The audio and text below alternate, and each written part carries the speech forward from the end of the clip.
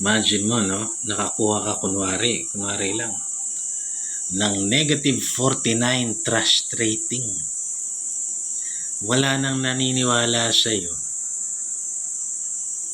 Tapos ang tingin nila, kabalbalan pa yung sinasabi mo. Hindi ka nakapanipaniwala, sinungaling ka pa. Ganun yung dating, negative eh. Mas mababa sa zero kung sa kunwari, kung sa pag-uusapan natin love, zero love, walang pagmamahal, eh nag-negative pa.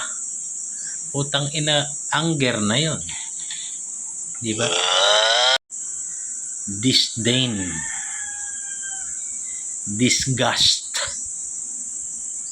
disgusted, pandidiring, nakakagalit. Anong klaseng tao kaya?